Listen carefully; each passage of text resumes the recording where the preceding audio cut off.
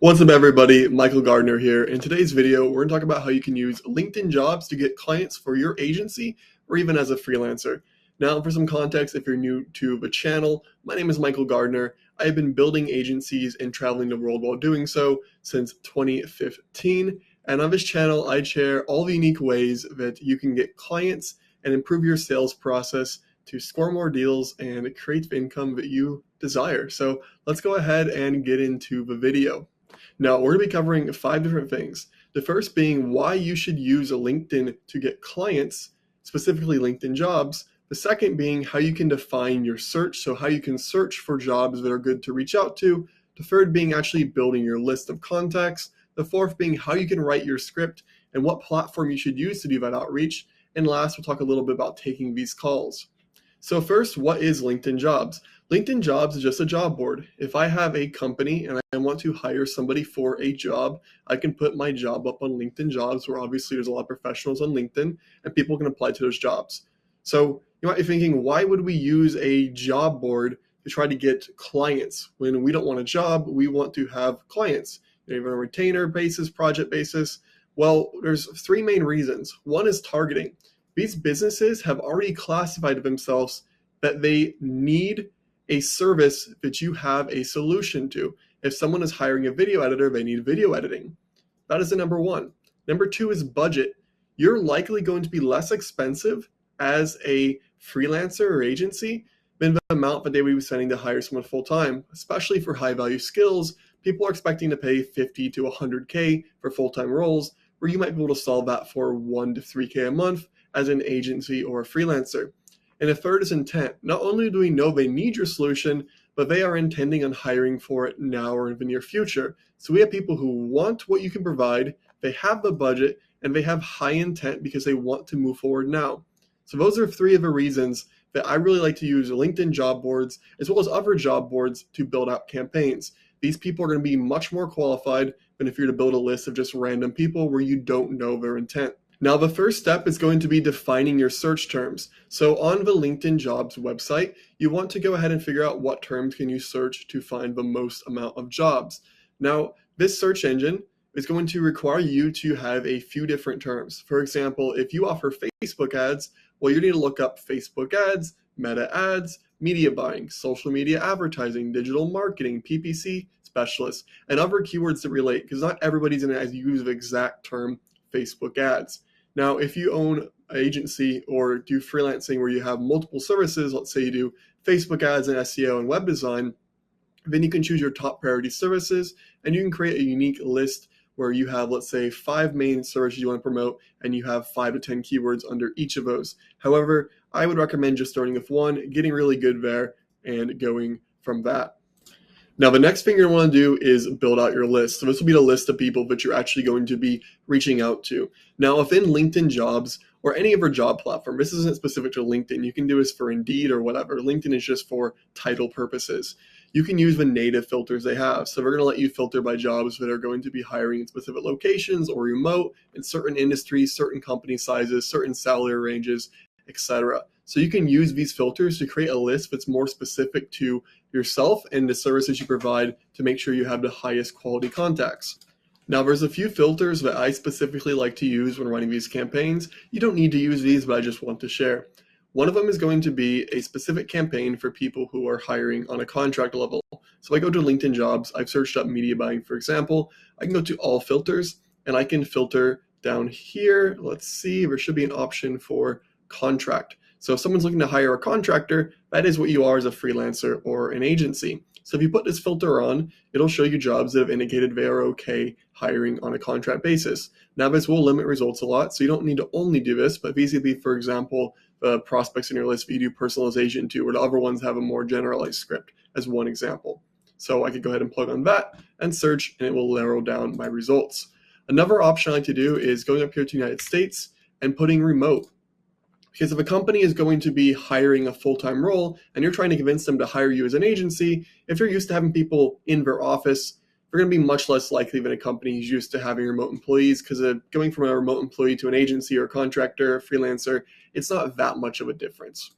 And then from here, to actually build a list, I normally hire a virtual assistant who can go through and put these companies into a list. And then I use my normal lead gen process using Apollo and Everbounce, whatever tech stack you want to get the contacts.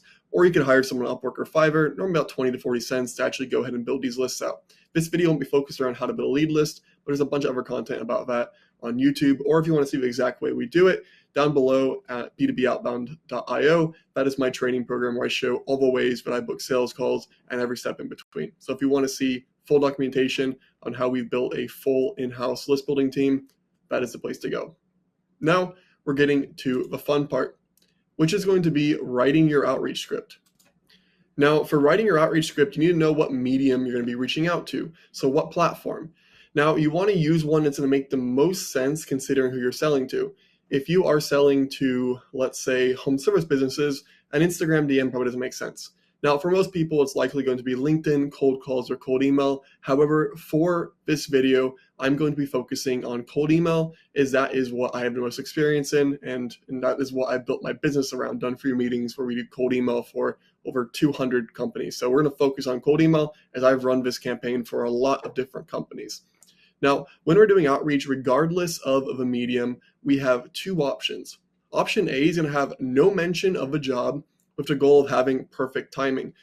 As someone who's booked thousands of meetings from cold email, a lot of the responses we get are something along the lines of, wow, we were just considering hiring for this. We're just looking for someone who knows what you do. So of the high intent responses we get, those are some of the best. So we can create that effect of perfect timing by not mentioning the job post and just reaching out. If someone posts that they need a video editor, and you email them completely unrelated, you're not mentioning LinkedIn or anything, just that, hey, I do video editing, it's great timing.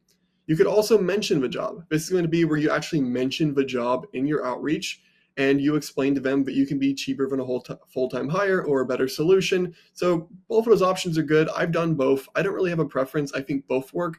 Most of the time, I just don't mention the job and I go for the whole perfect timing effect, but it's more personal preference. And you can also choose your level of personalization when you're reaching out. So generally speaking, the more personalized your outreach is, the more time it takes, but the better results you're going to get in terms of a prospect to lead ratio. And the less personalized, the lower your results are going to be, but it's going to be much more scalable. So consider, how much your time's worth, how much time you have, the resources and team you have available, and go from there. You could also have one list, which is going to be really high intent prospects that are a perfect match. Maybe they're looking to hire a contractor remote, and for those you do a personalized email. And then you have a list of other people, maybe a few hundred or thousand. You can obviously refresh this as new job comes up, and you can have more of a templatized approach to them. So that will depend on your preference. Now, roughly how I would structure the cold email, and if you do want to see a full training on how to write cold emails, I have at least 2 on my YouTube channel you can check out. But for the subject line, I would make it related to the LinkedIn job post, either mentioning a specific thing they're hiring for, or just related to their job post on LinkedIn. This is assuming that you're reaching out to them, mentioning you found them on LinkedIn. If you're not mentioning it at all, just use your normal template that you normally use. And again, if you need help writing one, I have videos on my channel.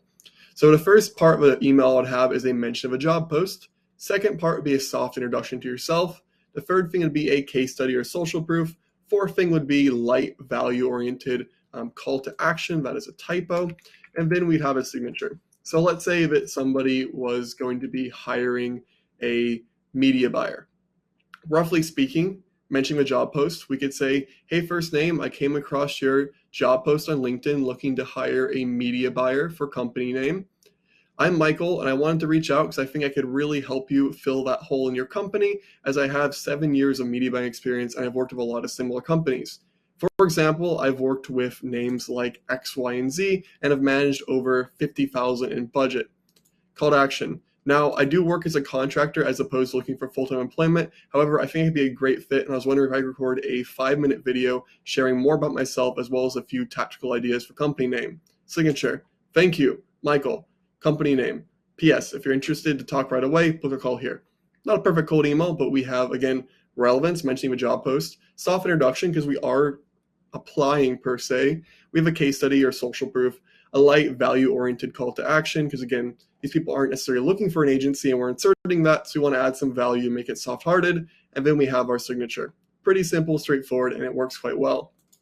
And lastly, we have the call. So when someone responds back, you go through sending them a video or sending them some notes or having a conversation or maybe just right to the call. We have the actual call.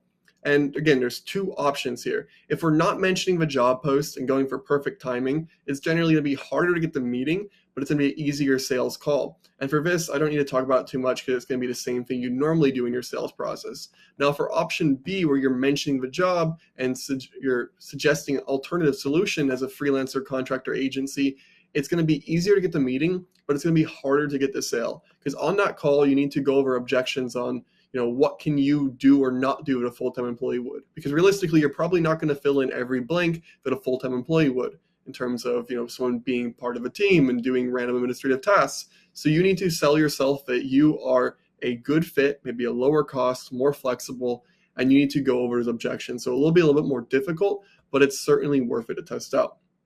And there you have it. That is how to use LinkedIn Jobs to get clients. This has worked really well for me, as well as for campaigns that I've put together and run for my clients. If you do want to learn more about cold email and getting clients, I have tons of great content on my YouTube channel. Or if you want to work one-on-one with me and go through a full program showing you the A to Z's of client acquisition and sales, down below you can check out b2boutbound.io, where you can book a call and talk to myself. Thanks for watching, and I will see you in the next video.